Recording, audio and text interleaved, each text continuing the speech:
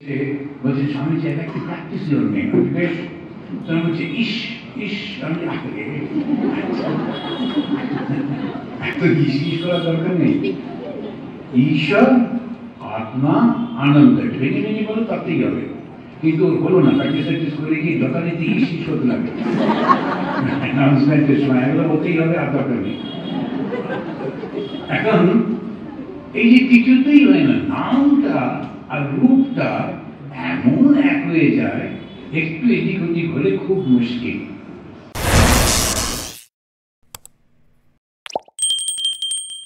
তাই ঠাকুর বললেন হাতে তেল মেখে সংসারটা করো। সংসারটা করতে হবে, ঘর থেকে বেরোনো যাবে না। এই যে আমরা সাধুরা, আমরা কি সংসার করছি না? সংসার তো করছি, কিন্তু হাতে তেলটা মাখা আছে। ওইবার বলছিলাম একটা জায়গায় আমার আন্দামানে পোস্টিং হলো, আর এখানে বুক দূর করছে। আন্দামান সম্পর্কে ছোটবেলা থেকে শুনেছি, কালাপানি কালাপানি, চোর ডাকাতটা নানা রকম। আর কিরকম জায়গায় কোথায় যাচ্ছি বুঝতে পারছি না। হঠাৎ করে বেলুর মঠে অনেক সাধুরা, তারা বলে নেই চলো তোমাকে সব যাবো আমরা তোমার সঙ্গে। এবারে 20-22 জনের মতো সাধু একটা ছোট বাস নিলেন, উনি সব আমার সঙ্গে জাহাজে করে যাবো। তাই ওই খিদিরপুর ডকে গেলেন। আমি ভেতরে ভেতরে ভাবছি দেখো কত জন আমাকে ভালোবাসে, সবাই কত ভালো।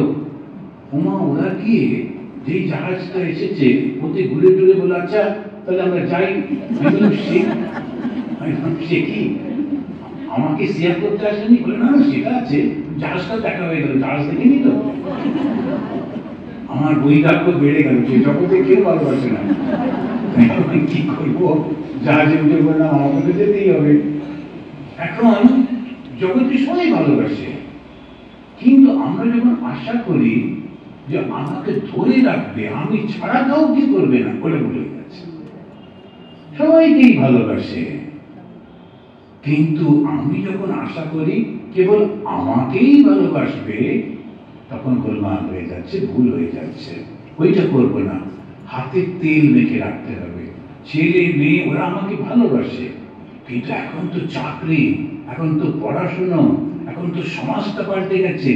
ছেলে চলে গেছে বিদেশে, মেয়ে চলে গেছে বিদেশে, আর মা কাঁদছে ওরা আমাকে ভালোবাসে না। জানেন, কোলে করে মানুষ এখন ভালো তো বাসে, কিন্তু কি করবে? কিরকম সন্ন্যাসী, সন্ন্যাসী মানে ত্যাগ করেছে, তো ত্যাগ করেছে, আর কোনো দিকে তাকাবো না। ওই হচ্ছে আসল। যখন সংসার করেছি আর রোজ কেঁদে কেঁদে আর সংসার ভালো লাগছে না, আর করেছে কেন?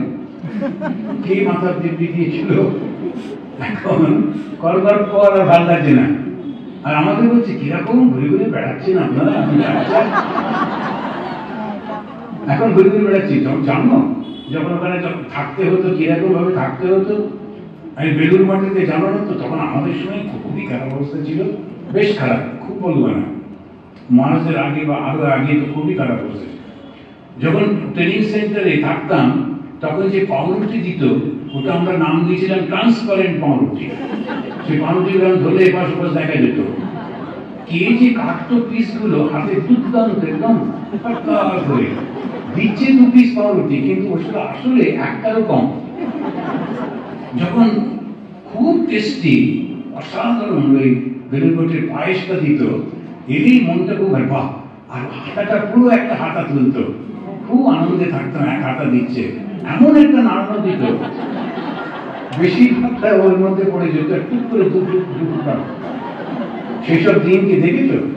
আর এখন বলছো কিরকম ঘুরে বেড়াচ্ছি। এখন আমরা যে কেন কি সব ছোড়ে সব পাওয়ে, ঠাকুর বলছেন সব ভগবানের জন্য যেতে, ভগবানের কোলে শুয়ে থাকে, ভগবানকে ধরতে হবে।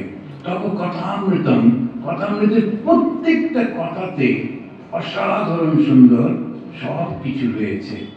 ওই তব কথামৃত, তার এই কথামৃতটা, কথাগুলো শুনে ঠিক ঠিক ভাবে বুঝে যদি জীবনটাকে যাপন করতে পারি, তখন আনন্দে পরিপূর্ণ হয়ে যাব। আনন্দই তো লক্ষ্য, আনন্দের জন্যই তো সবকিছু। এইটা ভুললে চলবে না, বুঝলেন? ভগবান লাভ, ঈশ্বর লাভ বলে কতগুলো নানান রকমের ভুল ভ্রান্তি মাথার মধ্যে থাকে।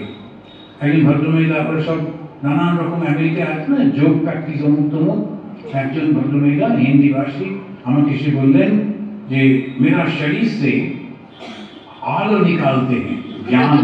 আমি অনেকদিন ধরে যোগ প্র্যাকটিস করছি, আমার শরীর থেকে আলো বেরোচ্ছে, এখন কি করব?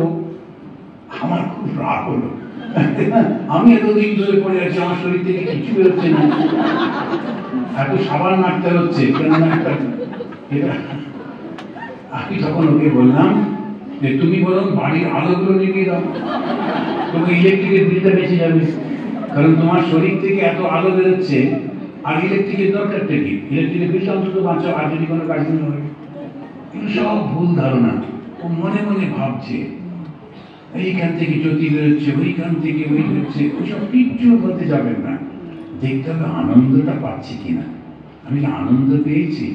আর যদি আনন্দ না পাই তাহলে আমার কোথাও ভুল হয়ে যাচ্ছে, আমার সাধনায়, আমার আন্ডারস্ট্যান্ডিং এ কোথাও ভুল হচ্ছে, এটাকে কারেক্ট করতে হবে। সেই কারেকশনটা কি? দেখবেন মায়ের কথা, মা বলছেন যদি শান্তি পেতে চাও মা, কারো দোষ দেখো না, দোষ দেখবে নিজে। আর যেই আমি অন্যকে আপন মনে করছি, তখন অনেক সময় ছোট্ট ছেলে বা মেয়ে তারা ঝগড়া করছে, কিন্তু আমি ওর দোষ দেখি না, কারণ ওই বয়সে এরকম করে, আবার আমি তার জন্যই খাবার বানাচ্ছি, সবকিছু করছি আপন বলে। যদি প্রতিবেশী ছেলে এসে বলতো, তখন আমি খুব রেগে যেতাম, বিরক্ত হতাম।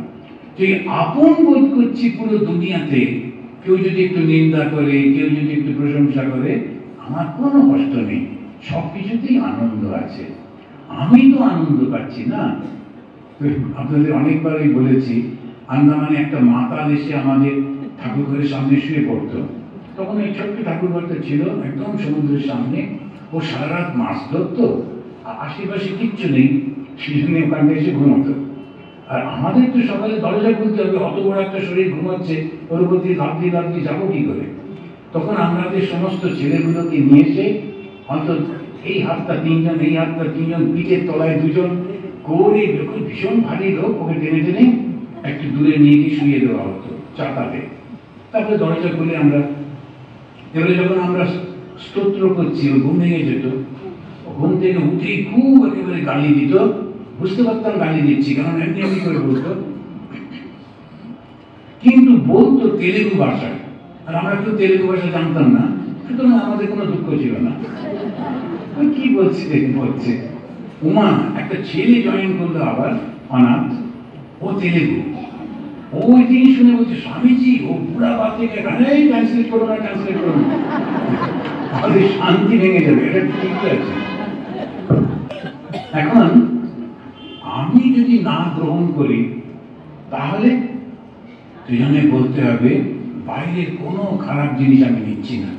আর মনে রাখবেন, আমরা এখন সত্যি সত্যি একটা তম গুণের মধ্যে দিয়ে চলেছি, কলিযুগের মধ্যে দিয়ে চলেছি। কিন্তু ঠাকুর এসেছেন, স্বামীজি বলেছেন যে দিন থেকে ঠাকুরের জন্ম হয়েছে, সেদিন থেকে সত্যযুগ, আমরা সত্যযুগের প্রথম রাস্তায় চলেছি।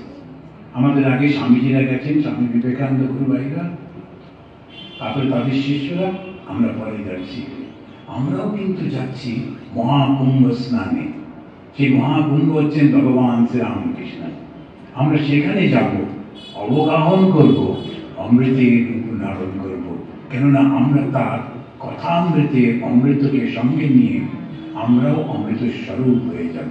আপনাদের সকলকে ধন্যবাদ। জয় ঠাকুর, জয় রাম, জয়